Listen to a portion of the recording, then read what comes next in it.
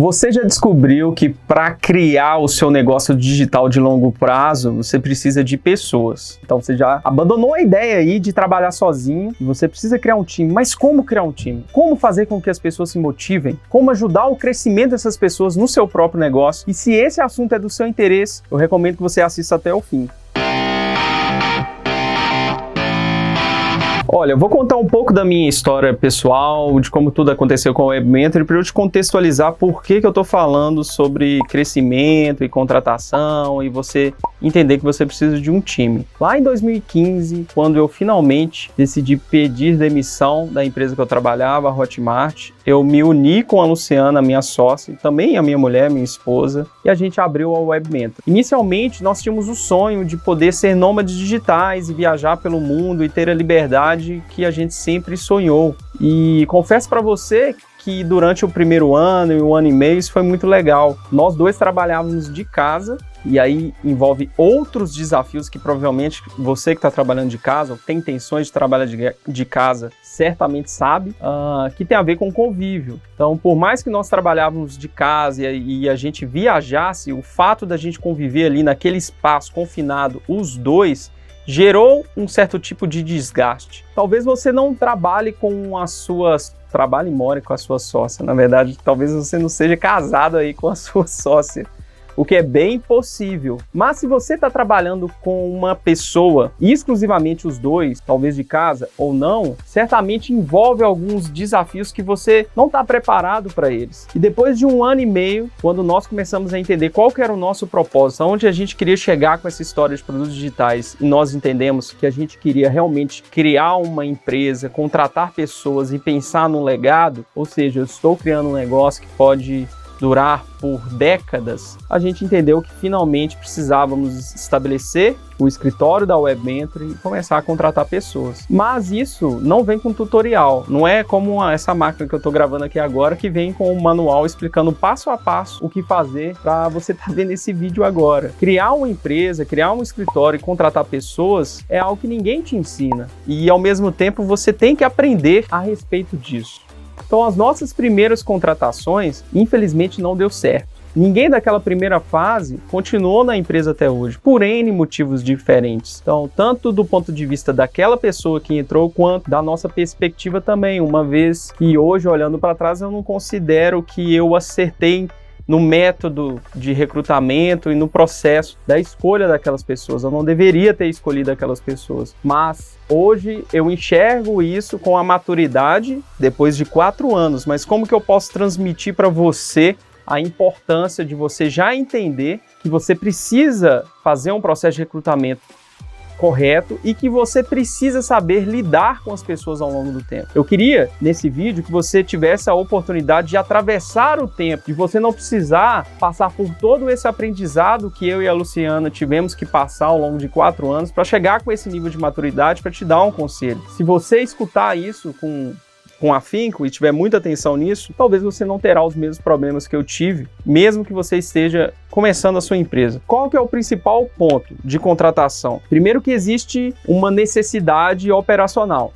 Então, se no início eu fazia tudo com a Luciana, então eu cuidava de várias e várias coisas, criava página, criava copy, lançava os sites no ar, editava vídeos, enfim, fazia todo o operacional, hoje eu preciso mapear cada uma das minhas funções e entender que cada uma daquelas funções existe uma pessoa que pode cobrir aquilo muito melhor do que eu, pode fazer aquela atividade muito melhor do que eu. Então, o primeiro ponto é mapear tudo que você faz para que você escolha essa pessoa para desempenhar aquela função. Ok, mapeado. Recrutamento. O que eu acho legal hoje da gente num processo de escolha de um colaborador? Você tem que conversar com as pessoas e entender um pouco da história delas e de onde elas querem ir. E como que a sua empresa pode ajudar as pessoas durante essa trajetória.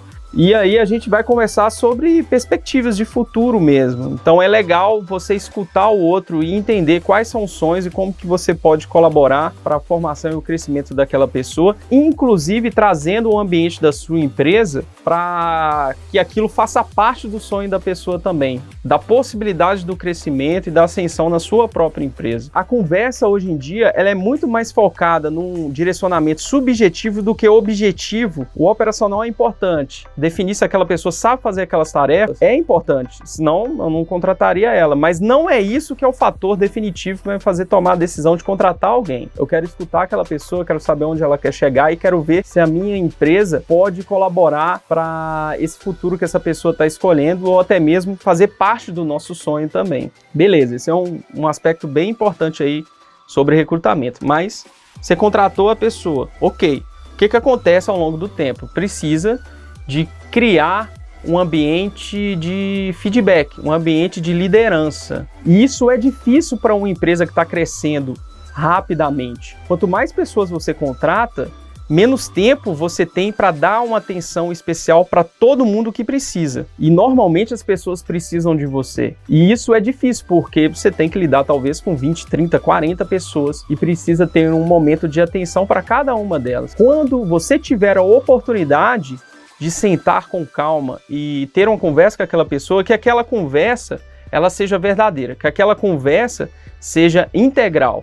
Aquela pessoa saiba que naquele momento você está dando a atenção que ela precisa. E nesse momento é o melhor cenário para você ter um feedback real. Como que eu dou feedback? Ou qual que é o melhor processo aí de feedback? Se você for no Google, você vai ver milhares de formas de dar o feedback. O que eu gosto? Eu gosto de analisar um viés onde a gente vai pontuar as coisas boas que aconteceram durante aquela trajetória da pessoa. Nós vamos elencar também coisas que aquela pessoa precisa melhorar, atividades que ela precisa talvez ter mais atenção, ou alguma coisa que aconteceu de errado que você acha que dá para ser calibrado. E logo em seguida a gente volta também com um comentário positivo relacionado a alguma coisa que ela tenha feito. Porque o feedback, para ele não ficar tão pesado, que a boa parte dos gestores das empresas convencionais não tem atenção. Os caras estão literalmente querendo só massacrar quem está embaixo deles com os feedbacks negativos, sem dar a oportunidade com que aquelas pessoas sejam reconhecidas pelas coisas boas que elas fazem e também aprendam com os erros que elas estão cometendo. É sempre interessante, no momento que você for falar sobre algum ajuste, você trazer também um fator positivo. Afinal de contas, não é possível que essa pessoa está trabalhando com você, ela só está errando, né?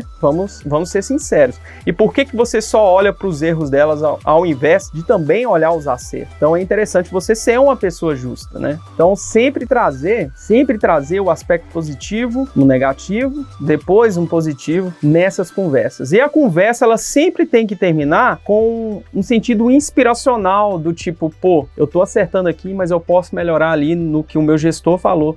E é isso que você tem que trazer para as pessoas. Trazer uma conversa, por mais que você tenha dificuldade de tempo, à medida que você for crescendo seu time, você vai ficar mais difícil de ter esse contato com as pessoas, mas que seja um contato íntegro, verdadeiro e real quando você estiver conversando com alguém. Uma outra coisa legal que eu acabei me esquecendo aqui sobre no momento do recrutamento, o que é importante a gente identificar também, é se essa pessoa se sente motivada a trabalhar em uma área onde ela tem quase que total responsabilidade sobre as próprias tarefas dela. Uma vez que a nossa empresa não é uma empresa de médio porte, que existem inúmeros processos e um esquema totalmente hierárquico, aquela pessoa ela tem que ter muita autonomia.